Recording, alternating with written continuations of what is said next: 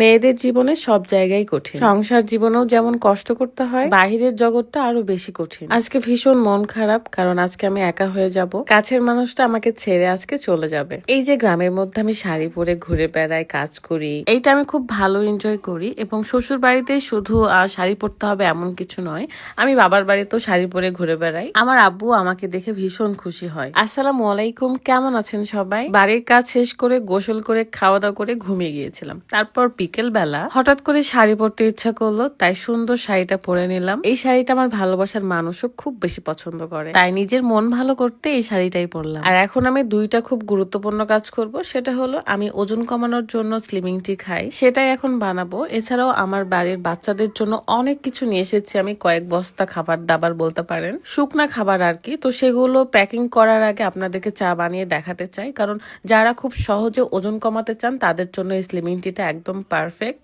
প্রতিদিন আপনি যদি সকাল এবং রাত্রে খান তাহলে 1 মাসে 5 কেজি ওজন পর্যন্ত কমাইতে পারবেন। শুধু মিষ্টি এবং চিনি জাতীয় খাবার থেকে দূরে থাকবেন, তাহলে 100% ফলাফল পেয়ে যাবেন। এই চা খাওয়ার ফলে আপনার খাবারের রুচিটা কমে আসে এবং আপনার শরীরে যে এক্সট্রা চর্বি থাকে সেটাকে শুষে নিয়ে আপনাকে স্লিম রাখে, সাথে ওজন কমায়। যাদের থাইরয়েড, ডায়াবেটিক্স আছে তারাও খেতে পারবে। এই চা বানানো খুবই সহজ। 1 কাপ গরম পানির মধ্যে 1 চামচের মতো স্লিমিং টি দিয়ে 3-4 মিনিট ফুটিয়ে নিলেই হয়ে যায়। মানুষের যখন মন খারাপ থাকে তখন কিন্তু দেখলেই বোঝা যায়। এন্ড আমার ফেসটা দেখেও কিন্তু বোঝা যাচ্ছে, তাই না? কারণ আমার মন আপু চলে যাবে আজকে আমাকে রেখে। আসলে তারও সংসার আছে, সে আর কয়দিনই বা আমার সাথে থাকবে। যাই হোক, যারা ওজন কমাতে চান তারা অবশ্যই ইউনিক কালেকশন ফেসবুক পেজ থেকে এই স্লিমিং টিটা নিয়ে নেবেন। পেজটা আমার ভিডিও ডেসক্রিপশনে দেওয়া থাকবে, অবশ্যই চেক করে নেবেন। আমার মন আপু যে চলে যাবে তার কিন্তু বেবি আছে, সে বেবিকে রেখে আমার সাথে 3-4 দিন ছিল এন্ড আমি অনেক বেশি খুশি ছিলাম। আমার মেয়েটাও মন আপুর কাছে অনেক ভালো থাকে এন্ড আমিও ভালো থাকি, সে অনেক বেশি টেক কেয়ার করে আমাদের। এই কারণে মনটা ভীষণ খারাপ হচ্ছিল।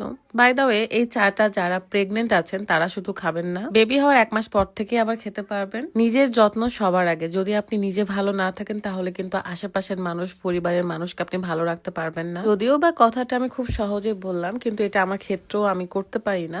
নিজের খেয়ালের আগে আমি মানুষের খেয়াল করে দেখে এত কষ্ট পাই, এত বেশি আমার সাথে মানুষ বেইমানি করে আর কি। আর আমার কাছে মানুষ আসে স্বার্থের জন্য, আমি জানি না কেন। কেউ কি একটু ভালোবেসে আসতে পারে না? আমি তো যাদের ভালোবাসি তাদেরকে মন থেকেই ভালোবাসি, কোনো স্বার্থই থাকে না। যাই হোক, বাড়ির বাচ্চাদের জন্য অনেক খাবার দাবার নিয়েছিলাম, অনেক কিছু আগে প্যাকিং করা হয়ে গেছে, বাট 2টা ছিল তাই আপনাদেরকে 2 ব্যাগটাই দেখাচ্ছি। প্রায় 1 মাসের মতন আমি শুকনো খাবারই নিয়েছি, যেন বাচ্চারা সবাই মিলে খেতে পারে। কিছু প্যাকেটের বিস্কিট ছিল যেগুলো আগে প্যাকেট করা হয়ে গেছে, আর এগুলো হচ্ছে খোলা টাইপের বিস্কুট গুলা, এবং নুডলস ছিল। রাজশাহী থেকে এগুলো আমি নিয়ে এসেছি এন্ড আমার শ্বশুর বাড়িতেও কিন্তু এ ধরনের নাস্তাগুলো নিয়ে রাখি। আমার তো অনেক মজা লাগে। আমি যখন মেস লাইফে থাকতাম তখনও আমি খোলা বিস্কিট, চানাচুর এগুলো নিয়ে যেতাম, সেখান থেকে এখনো সে অভ্যাস রয়েছে। আমি কিছু সুপার শপ থেকেও নিয়েছি, আর এগুলো হচ্ছে খোলা জায়গা থেকে নেওয়া। আমি রাজশাহী সাহেব বাজার থেকে নিয়ে এসেছিলাম। যাই হোক, আপনারা সবাই ভালো থাকবেন। অনেক বেশি গরম ছিল তাই আমি আর ভিডিও শুট করি নাই, এগুলো প্রত্যেকটাই আমি বয়মে বয়মে তুলে রেখেছি। আর একটা দিনে থাকবো বাবার বাড়িতে, তারপর নানুর বাড়িতে যাবো। সো দেখা হয়ে যাবে নেক্সট ভিডিওতে। সবাই ভালো থাকবেন। আল্লাহ হাফেজ, আসসালামু আলাইকুম।